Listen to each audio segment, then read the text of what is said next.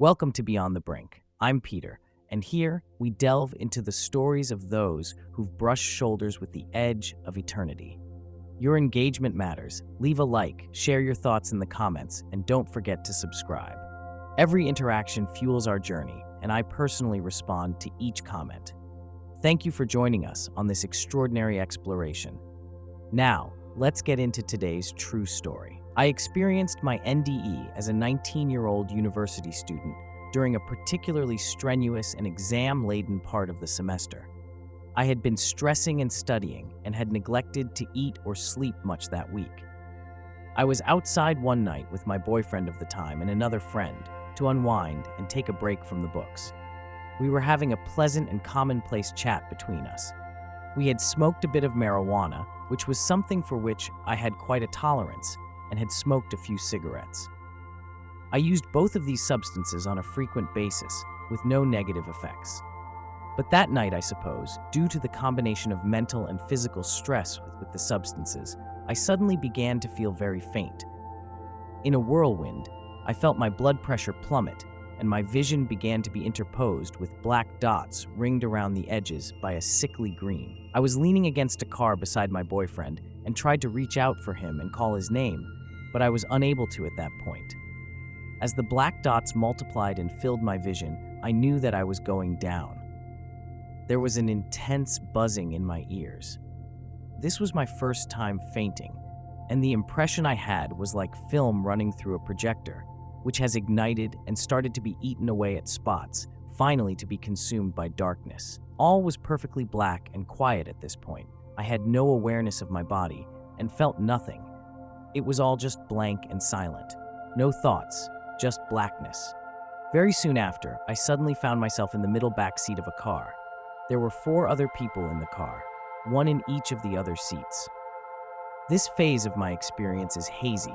I did not look closely at the people or my surroundings, but it was a place with a subtle brightness to it. I was frightened and confused, but not overly so, because I felt that these people were there to protect and help me.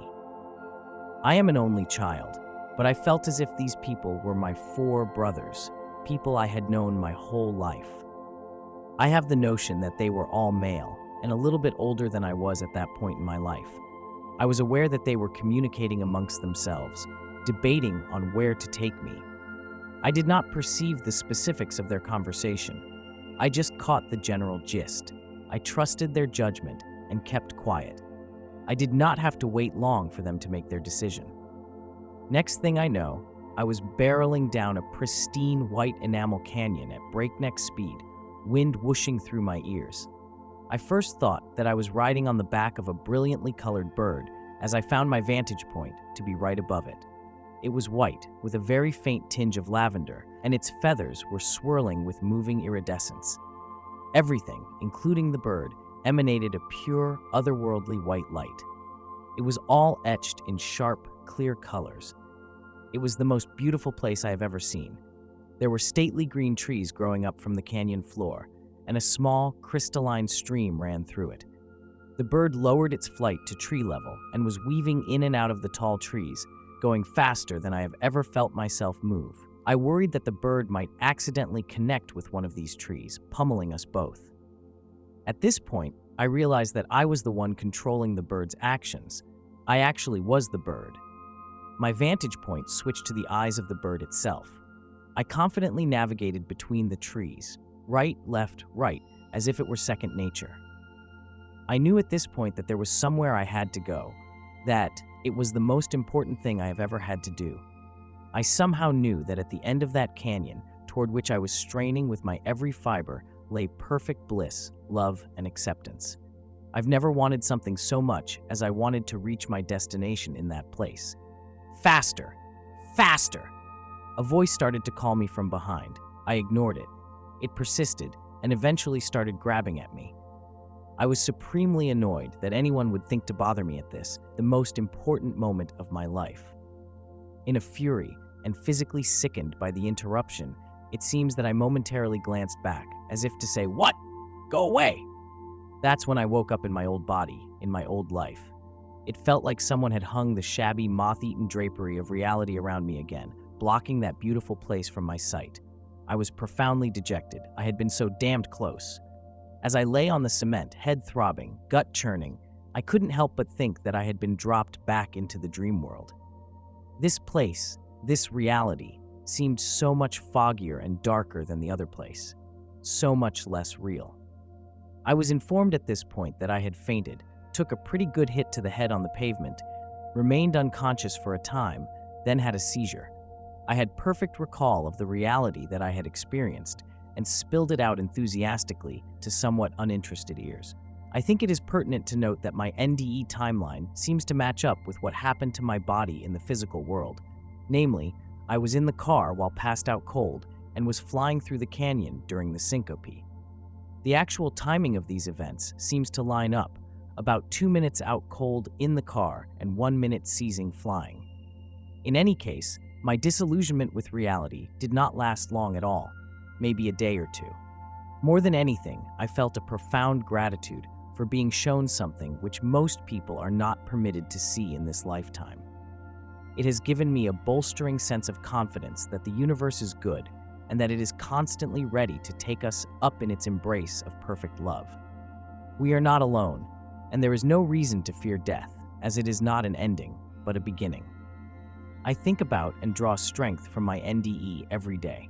I was not raised with any sort of religion, and I still mistrust it as an imperfect human invention, prone to manipulate people for worldly ends.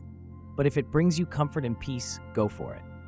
I now believe in God, if I may call it that.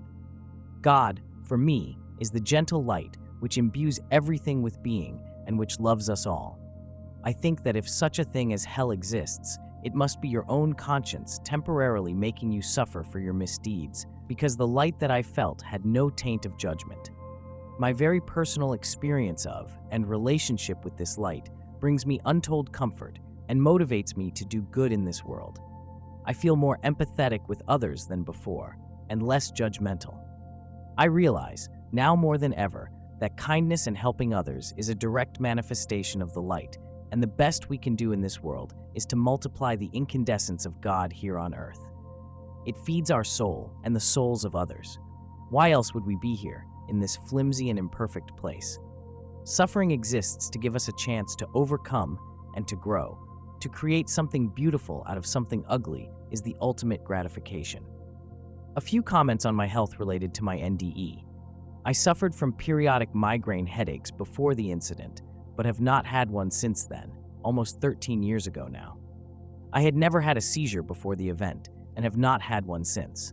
Epilepsy has been tested for, and the results were negative. An MRI was also performed after the event to assess the extent of any brain damage, and none was found.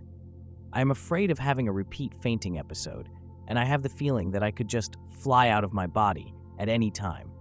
Ironic, as I have lost my fear of death.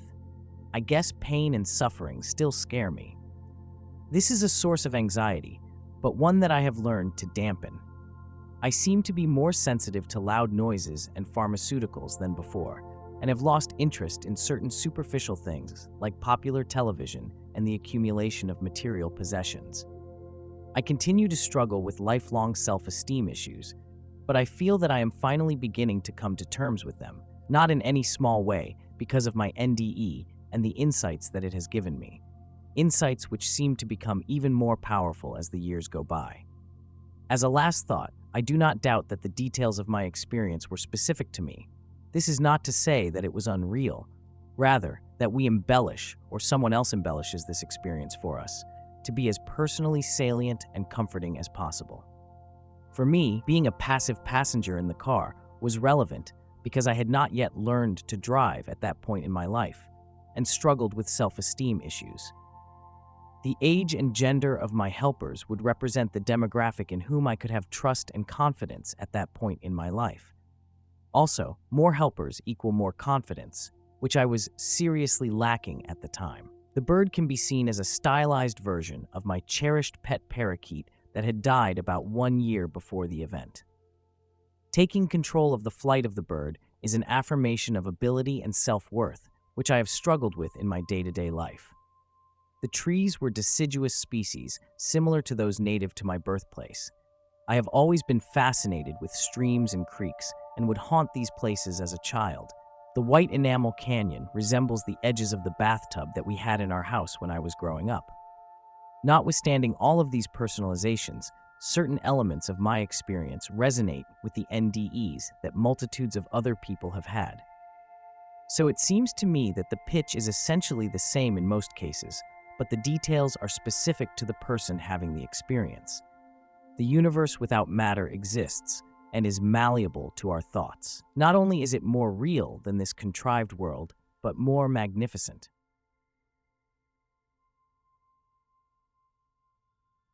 Thank you for tuning in to today's captivating video. Every story showcased on this channel is either graciously shared by our viewers or carefully curated from the rich archives of ians.org, unless specified otherwise. If you have a personal story you'd love to see featured, don't hesitate to reach out. You can find my email conveniently listed in the video description below. Looking forward to hearing from you.